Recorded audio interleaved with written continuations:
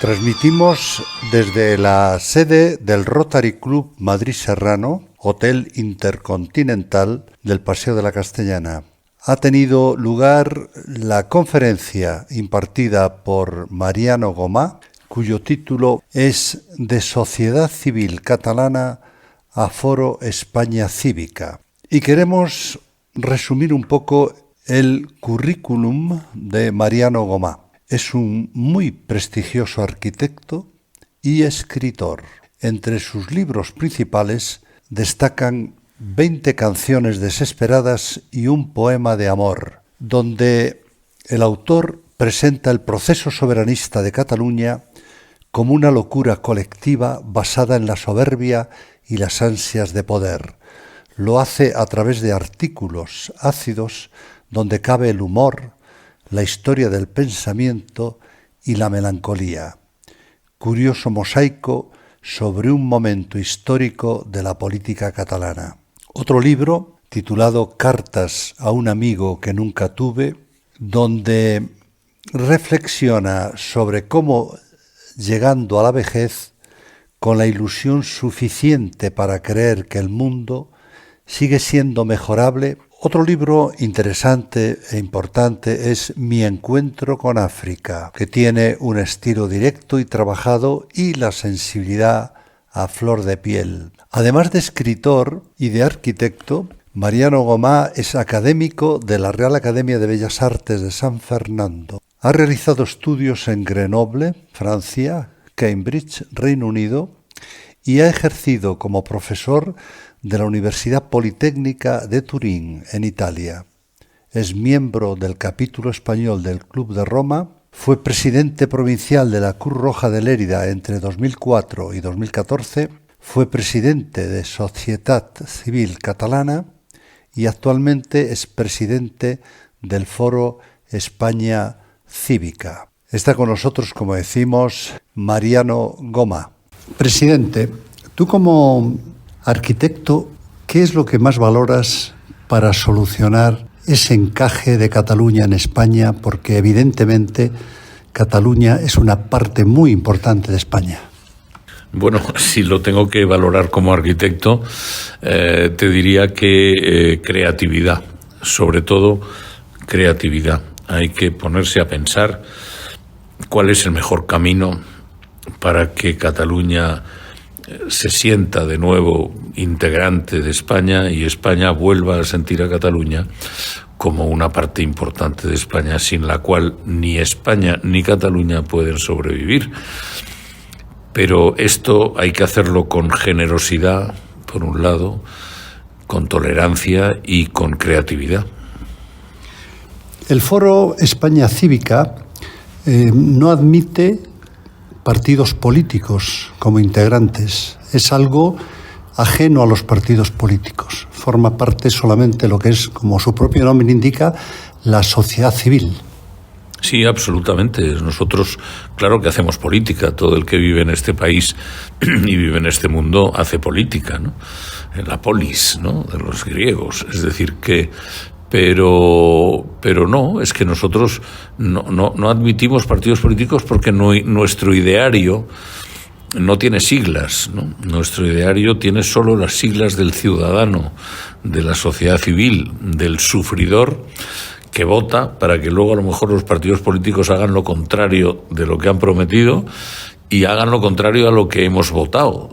Por tanto, nosotros lo que tenemos que hacer es mantenernos fijos, firmes y neutrales en cuanto a que nos importa relativamente poco la ideología que cada persona de este país tenga, pero lo que nos importa es que la sociedad civil tenga una voz que vaya más allá de las urnas, sino que cuando las urnas no cumplen con la misión que se les ha encomendado, la sociedad civil tiene que obligarles a cambiar. Es muy común que los medios, digamos, nacionales critiquen a ciertos partidos políticos catalanes, cualquiera, el Junts pel Cat, Junts per todos estos nombres que van cambiando, pero ¿no es más cierto que esa gente está ahí porque ha habido votantes, ha habido gente que ha ido a las urnas y han puesto la papeleta de ese partido? ¿cuál sería la solución para que la gente, antes de votar, pudiese pensar racionalmente qué es lo que más le favorece? Bueno, aquí hay un concepto muy importante, que es la mentira. Es decir, se ha mentido muchísimo, a la gente se la ha mentido, se la ha engañado enormemente. A la gente se le ha engañado diciendo que los partidos estos independentistas iban a resolver todos los problemas del mundo catalán, y se lo han creído y les han votado. Es decir, estamos en una democracia y lamentablemente hay mucha gente que ha creído mentiras que les han dicho. En esto los partidos independentistas catalanes, hay que reconocerlo, han sido muy listos. Y han sido muy perversos por otra parte, porque han convencido a la gente de cosas que son engaños, que no son ciertas, y la gente ha votado, y la gente pues sigue votándoles porque siguen creyéndose la mentira que les han dicho y siguen instalados en un engaño en relación a la relación entre Cataluña y España, y entre, yo diría, la relación de convivencia que tiene que haber entre Cataluña y España. Y entonces siguen votando eso. Y además, pero además hay muchos matices, yo me he encontrado, y como catalán, me he encontrado con mucha gente que está votando a Esquerra Republicana, o está votando a Junts per Catalunya, o todos estos partidos independentistas, y los están votando para ver qué pueden sacar. Es decir, si vamos apretando, más cosas conseguiremos. Pero no por ideología, ni porque tengan ningún interés en la independencia, sino como diciendo, venga, vamos a apretar a los españoles, porque si podemos conseguir que nos den más dinero, que nos den más competencias y que nos hagan más ricos, pues mejor. Hay mucha gente que piensa eso, que me parece a mí personalmente muy simple o muy primitivo. Pues sí, pero hay mucha gente muy simple y muy primitiva. ¿La pela es la pela? Entre otras cosas. Hay una cuestión que yo creo que mucha gente desconoce. La propia peseta es un invento catalán, la palabra. Bueno, sí, no lo sé. A ver, yo en este sentido toda la cuestión etimológica no es muy fuerte.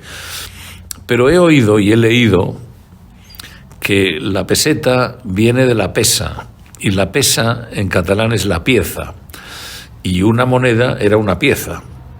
En épocas medievales y tal, las cosas se vendían por piezas, que podían ser de oro, que podían ser de plata, que podían ser de estaño o de cobre y tal, y esto eran las piezas. La pieza, dicho en catalán, es pesa, y cuando se habla en diminutivo, pues eran pesetas, que eran las pequeñas piececitas, con lo cual, pues si es así, pues es así. No lo sé, vamos a ver. Has dicho en la conferencia o en la ponencia que acabas de impartir una cosa que me ha sorprendido y he tomado nota. Dices, en Cataluña está todo comprado. Absolutamente. Todo comprado, pero bueno, yo ahora puedo extenderme incluso un poco más, que claro, allí tampoco yo podía ponerme, no por no decir las cosas, porque todo se puede decir, pero por tiempo, ¿no? Tampoco podía teneros ahí una hora. Sí, claro que está todo comprado, pero por un lado te diré está todo comprado, pero por otro lado también diré que está todo abandonado. Es decir, España ha abandonado Cataluña desde hace bastantes años.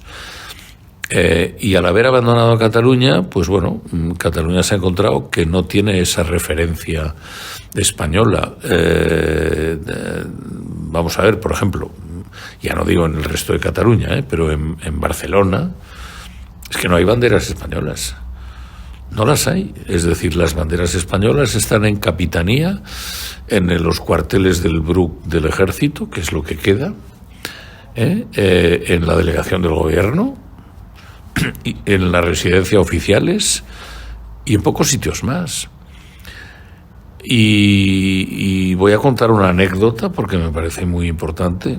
Un día hablando con una persona, Moncloa, me dijeron, no, es que estamos intentando hacer la reunión anual del patronato del Instituto Cervantes y estábamos pensando hacerla en Barcelona, presidida por el rey y con todo el gran patronato del Instituto Cervantes. Y me dijeron, ¿quieres creerte que no sabemos dónde hacerlo? Y yo digo, ¿cómo? Me dijeron, sí, el Palacio Real está cedido, el Palacete Albéniz está cedido. Todos los grandes contenedores del Estado en Barcelona están cedidos. No tenemos dónde hacer una cosa de estas. Bueno, esto a mí me parece que es un error gravísimo de que España ha abandonado Cataluña. Y entonces Cataluña ha tirado por su cuenta, como es lógico. La declaración unilateral de independencia, que por cierto duró unos pocos segundos, no sé si 8 segundos, e incluso el referéndum del 1 de octubre, ¿se puede considerar que es un error del gobierno de España? A ver, no exactamente un error. O sea, vamos a ver, la declaración de independencia de 8 segundos, eso no es un error del gobierno de España. Esto es que estamos en una democracia, el Parlamento de Cataluña estaba constituido con lo que estaba constituido y tomó una decisión y tomó un acuerdo que en eso no tenía más que ver el gobierno de España, de que el gobierno de España o partidos españolistas o partidos constitucionalistas no estaban suficientemente representados en el Parlamento de Cataluña y se votó eso. Por tanto, ¿de ahí tiene la culpa el gobierno de España? Pues no lo sé. Lo del 1 de octubre hay una parte que tuvo la culpa el gobierno de España, porque si cuando organizaron lo del 1 de octubre el gobierno de España no se enteró de que había urnas, la vicepresidenta del gobierno iba diciendo, no va a haber referéndum, no hay urnas. Y sí había urnas. Y entonces dices, ¿y dónde estaba el gobierno de España entonces? ¿Para qué? Porque, perdona, no era traerles 5 millones de papeletas, no, era traerles miles de urnas que tienen un volumen y que de algún sitio se fabricaron, se trajeron y se almacenaron. Entonces, ¿dónde estaba el gobierno de España? El fútbol.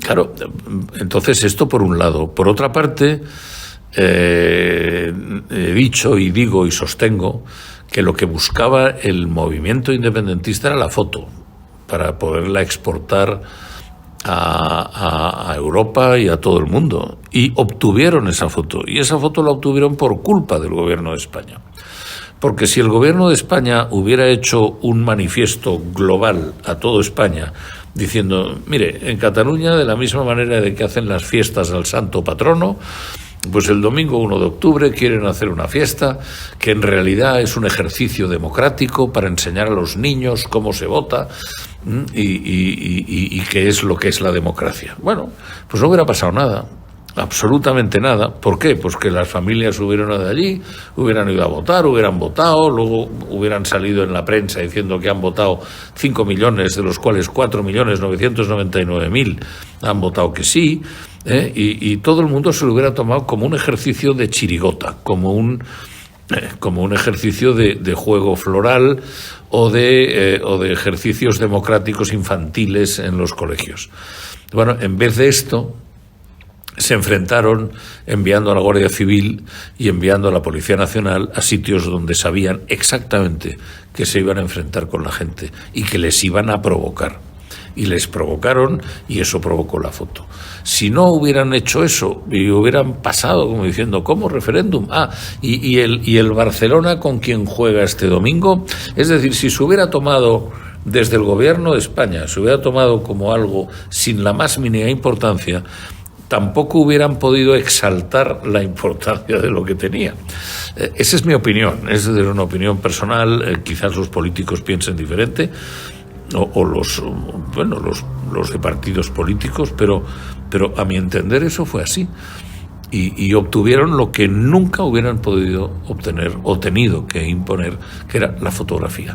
La fotografía de una señora que le habían torcido los dedos y fue y montó un escándalo porque le habían torcido los dedos, o la persona que después de haber tirado una valla metálica contra la policía se pilló el dedo con no sé qué y tuvo que ir a urgencias y tal. Entonces todo esto era una maniobra orquestada para presentar ante Europa la violencia que España estaba ejerciendo contra Cataluña y los derechos de Cataluña. Si eso se hubiera quedado como un festival musical de domingo en los colegios, no hubiera tenido ninguna repercusión. Has dicho en la conferencia que para corregir la situación de Cataluña se debe hacer sobre 3 pilares: la cultura, la historia y las emociones. Las 2 primeras parecen fáciles, la cultura y la historia, pero el tratamiento de las emociones, como tú has dicho antes, son gente preparada, son gente que conoce el neuromarketing, conocen cómo manipular esas emociones. ¿Cómo se puede luchar contra esas emociones? Bueno, vamos a ver, España es un país de sentimientos. En la época franquista, el sentimiento de España estaba presente, no por Franco, sino porque el régimen, todos teníamos el sentimiento de ser español y este orgullo y sentimiento de ser español. Cuando llegó la democracia, esas emociones territoriales o esas emociones costumbristas que habían estado enterradas durante el régimen de Franco, porque no permitía que se produjeran este tipo de cosas, pues despertó las emociones territoriales de la gente. Y la gente empezó a amar un carnaval que nunca había sido unos juegos o unas fallas de Valencia o la Feria de Abril, en fin, los bailes tradicionales, regionales, los idiomas, como emociones. Es la emoción más importante, es el idioma. Todo esto había estado encerrado. Y todo esto surgió. Y entonces los españoles nos hemos dedicado estos 40 años, aparte de nuestro progreso y de todo lo que hemos hecho y de lo que nos ha pasado y tal, hemos exagerado nuestros sentimientos emocionales y hemos olvidado un poco los sentimientos de pertenencia. Y hemos olvidado un poco la convivencia, las cosas comunes de los españoles. Y eso hay que volverlo a su sitio. Y cuando yo le dije al rey lo de los pilares, y uno eran las emociones, porque hay que tratar muy bien el pilar de las emociones, porque hay que situar las emociones al lado de los sentimientos, sin que las emociones pasen por encima de los sentimientos, porque cuando las emociones pasan por encima de los sentimientos, la pasión pasa por encima de la razón. Y de lo que se trata es de intentar que esas emociones se consoliden, por supuesto, se alimenten, por supuesto, pero que no sean incompatibles con los sentimientos. Y entonces hay que crear como una conciencia del sentimiento para que puedan conllevarse y convivir las emociones y los sentimientos. Eso es lo que yo me refería.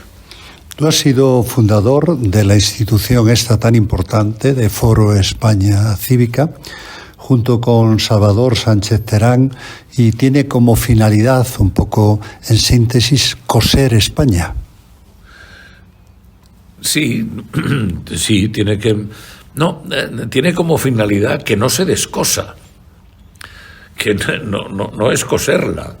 A ver, eso me lleva a una frase. Usted me dice, óigame, ¿usted es unionista? No, mire, yo ya estoy unido.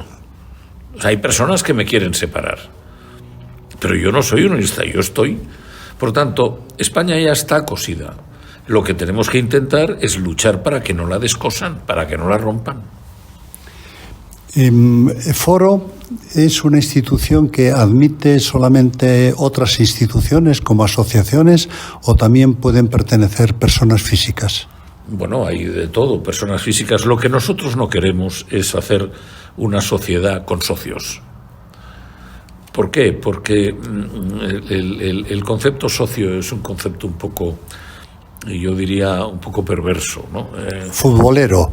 Sí, socios muchas veces son cuotas y la gente huye de las cuotas, y yo soy el primero. Entonces hay un momento en que nosotros no queremos que haya socios ni queremos que haya cuotas, queremos que haya amigos, gente que nos siga, gente a la que podamos dirigirnos a través de una base de datos.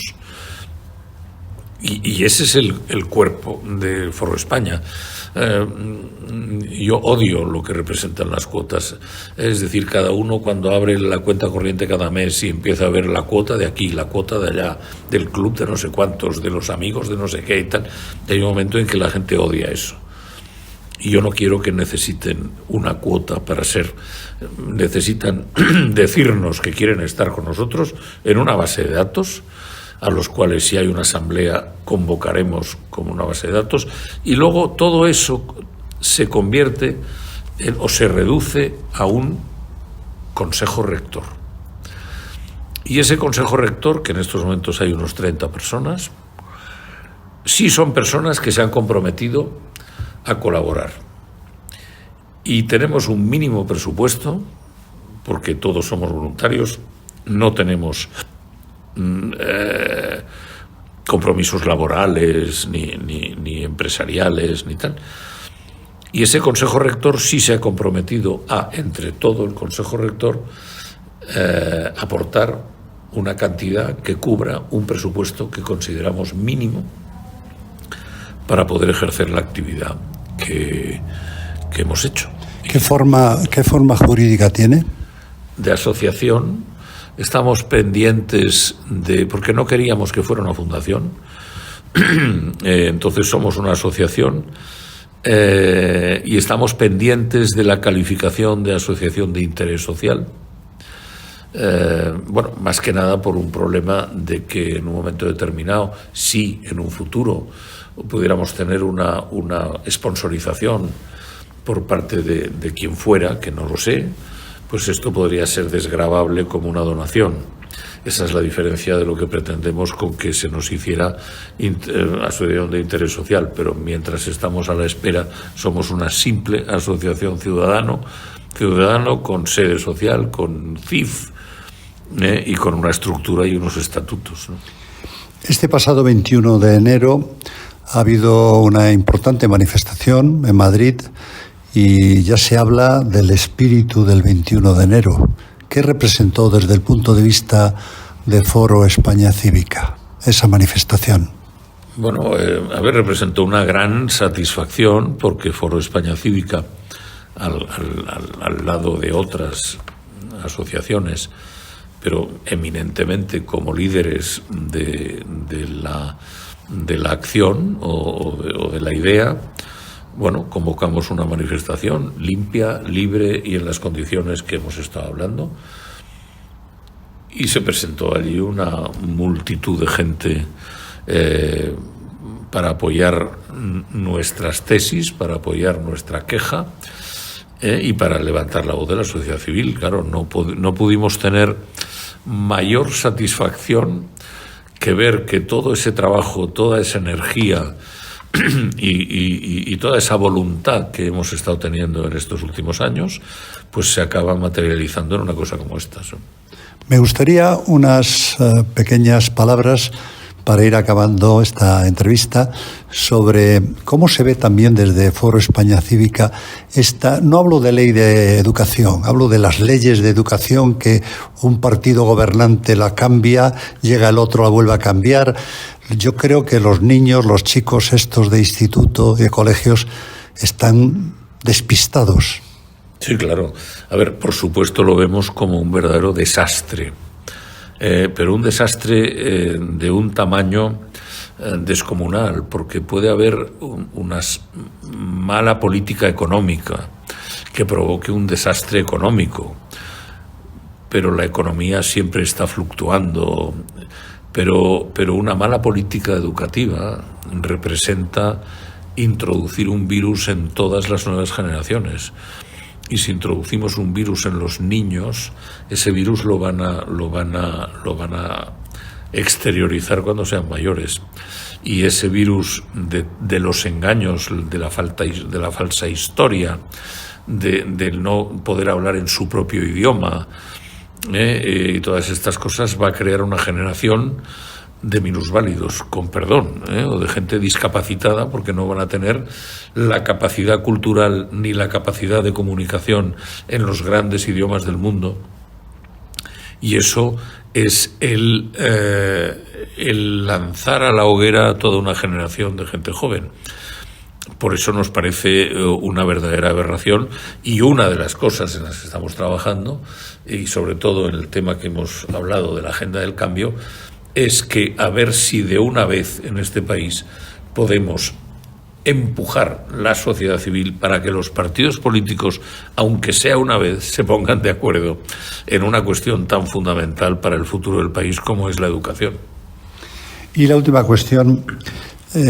Evidentemente el pueblo catalán no es un pueblo oprimido, pero con la situación y las circunstancias podríamos decir que actualmente se haya comprimido. No, yo diría que se ha reprimido. Es decir, el pueblo catalán se ha dividido. En fin, como yo no hablo off the record, podría decir que sea off the record, pero me importa muy poco que no lo sea. Yo creo que alguien en un momento determinado tiene que pedir explicaciones serias y poner una querella criminal por genocidio cultural a los presidentes de la Generalitat que nos han traído hasta aquí, porque han provocado un auténtico genocidio cultural. Han dividido el pueblo catalán, han dividido los sentimientos del pueblo catalán. El pueblo catalán, y me incluyo, nos miramos de reojo unos a otros. El pueblo catalán está triste, está amargado, y en estos momentos toda aquella sobrecarga cultural que tenía el pueblo catalán enfrente a todos los demás pueblos de España y todo esto, lo ha perdido. Estamos en la cola. ¿Y todo eso a qué se debe? Pues a esta represión que han provocado en el pueblo catalán. Es decir, yo tengo un artículo que es emblemático porque se ha publicado muchas veces y que el título se llama Mirarnos de reojo. En estos momentos en Cataluña todos nos miramos de reojo. Evidentemente el presidente Tarradellas no estaría incurso en esa querella. No, porque el presidente Tarradellas, primero, era inteligente, y segundo, era una persona que podía ser de Esquerra Republicana, podía ser independentista, pero fue una persona que tuvo una responsabilidad de gobierno en la República, tuvo 40 años de exilio y tuvo muchos años para pensar y muchos años para darse cuenta de que hay cosas que no tienen futuro. Y el presidente Tarradellas, bueno, al que yo no conocí, lo conocí porque ya vivía yo, pero no lo conocí. Pero el presidente Tarradellas era una persona que tenía una visión de las cosas muchísimo más inteligente y muchísimo más con perspectiva y distancia de futuro que lo que nos ha tocado sufrir durante todo este tiempo. Y el presidente Tarradellas, todos sabemos que hay dos anécdotas fantásticas de él, para que simplemente es que con eso le definen, ¿no? Y es decir, es que cuando ha habido 2 o 3 anécdotas. Una es que cuando vino aquí a entrevistarse con Suárez, cosa que ya es importante, que antes de llegar a Cataluña viniera a Madrid a entrevistarse con el presidente del gobierno, que era el que había preparado todo para que volviera a Barcelona, él por deferencia y por